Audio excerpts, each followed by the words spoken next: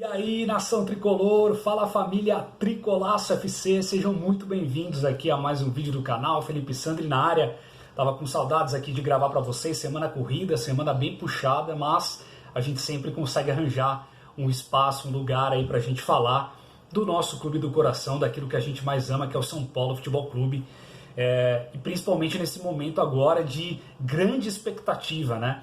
Tá retornando o Campeonato Paulista, o Paulistão volta na próxima quarta-feira, na próxima semana a bola já rola aqui na cidade de São Paulo, já temos jogos, bons jogos, clássicos e tudo mais, e o nosso tricolor volta aí depois de uma parada aí obrigatória, né, durante 4 meses, né, a bola não rolou no estadual, não rolou no futebol brasileiro, principalmente aqui em São Paulo, já que o Campeonato do Rio já voltou, né. E a gente estava com muita saudade. É óbvio que o futebol, o esporte, qualquer outra situação é completamente secundário diante dessa pandemia, dessa grande tragédia nacional. Essa é a verdade que a gente está tendo nesse momento. Mas a flexibilização está acontecendo, o futebol está respeitando de certa forma aí os novos protocolos sanitários, de segurança, enfim, para todo mundo poder desempenhar o seu papel, desempenhar o futebol aí nas melhores condições e não ter risco, não ter perigo para ninguém. E é isso que está acontecendo nesse momento, né? Então eu estou muito feliz por conta dessa volta. Confesso que estava numa abstinência aí de jogos do São Paulo. Estava até jogando aí jogos aí que eu não costumo jogar direito, mas estava jogando In-Eleven, estava jogando FIFA, estava jogando outros jogos, o próprio PES aí, só com São Paulo, porque você fica naquela falta mesmo de ver o seu time em campo, né? Então é uma notícia muito boa pra gente. E aí, nós temos algumas notícias a respeito disso, né? O São Paulo, que estava treinando lá no CT de Cotia, eles se enclausuraram lá, né? Fizeram praticamente essa intertemporada lá e ficaram cerca de uma semana, né? 7 dias, já retornaram aqui para a capital e hoje, aqui, sexta-feira, aqui na capital paulista, já desenvolveram um treino mais técnico, né? E aqui já no CT da Barra Funda. Então, já está em pé ali de finalização desse momento, dessa preparação para reestreia, digamos assim, na competição, né, regional.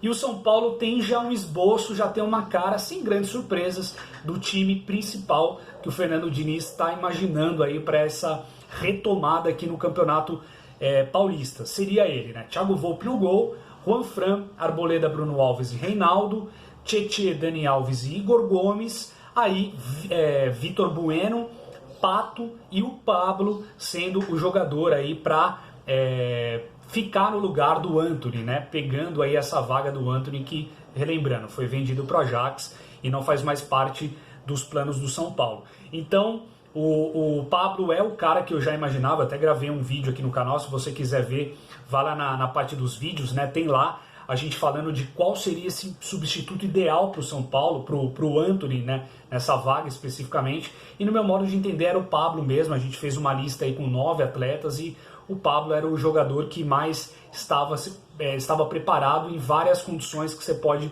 acessar lá e verificar. E aí não tem muitas surpresas mesmo. O próprio Pablo deu uma entrevista dizendo que é muito difícil sim substituir o Antony. O Antony, relembrando, estava numa crescente, né, na sua carreira, e principalmente com a camisa do São Paulo.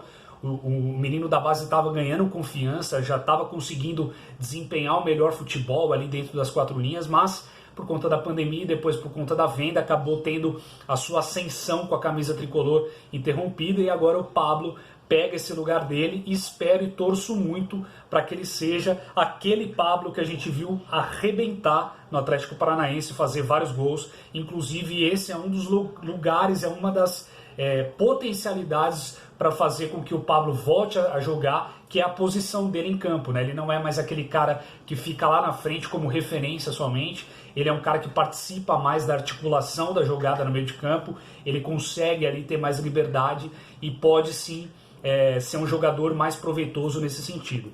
Outra notícia que eu queria conversar com vocês, Casares.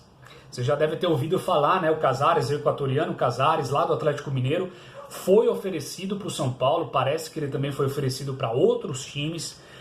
Mas, obviamente, o São Paulo, na pindaíba que está, não tem condição nenhuma de contratar. Inclusive fizeram um levantamento e o São Paulo, dos clubes da Série A, é o único time da Série A que não contratou neste ano agora de 2020. É o único. Até o momento o São Paulo é o único.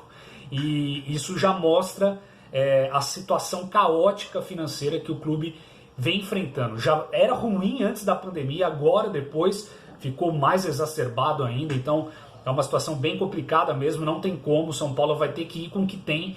Tanto que metade do elenco do São Paulo nesse momento é composto por jogadores da base. O São Paulo tem cerca aí de 28, 30 atletas, cerca de 15 jogadores são meninos da base, lá de Cotia. Para você ver como que é a situação do São Paulo em termos de grana, em termos financeiros, em termos de gestão. Graças a Deus, eu repito, aqui é um mantra aqui do canal, o Leco vai embora esse ano, graças ao bom Senhor. É claro que não vai ter uma mudança de chave assim de uma hora para outra, mas eu acredito que qualquer outro candidato à presidência é melhor do que o Leco. O Leco é disparado o pior presidente da história do São Paulo, o presidente mais nefasto da nossa história. É o cara que tem o carimbo aí como o grande perdedor e o grande causador de muitos dos problemas que a gente vê hoje no São Paulo. Você pode ter certeza que tem a marca carimbada ali do senhor Leco.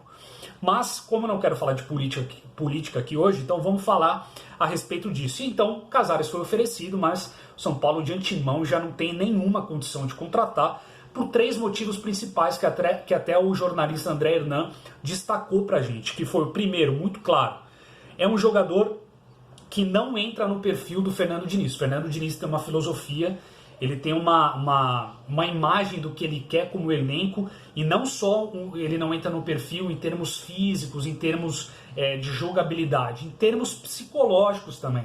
O Fernando Diniz é um cara que sabe muito bem montar esses times assim, né? Ele é um cara que estudou psicologia, então ele traz esse tipo de situação também para os elencos que ele comanda. Segundo principal motivo é que o São Paulo está sem dinheiro, isso não é novidade para ninguém. Então eu ficaria completamente abismado se o São Paulo trouxesse um jogador do quilate de Casares em termos financeiros. É um jogador caríssimo, né? E o terceiro é justamente por essa questão da situação aí de eleição no São Paulo. Então o Leco está saindo, ele poderia trazer um problema para o próximo presidente. Esse próximo presidente pode ser o Júlio Casares, que teoricamente é da corrente do Leco.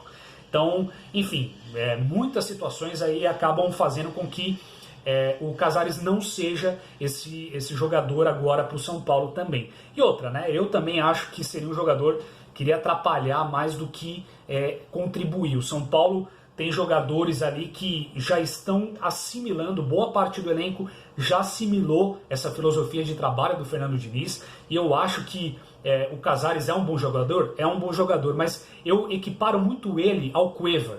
É um jogador problemático fora das 4 linhas, fora do campo, é um cara que dá muito problema aí com noitada, com mulher, com bebida.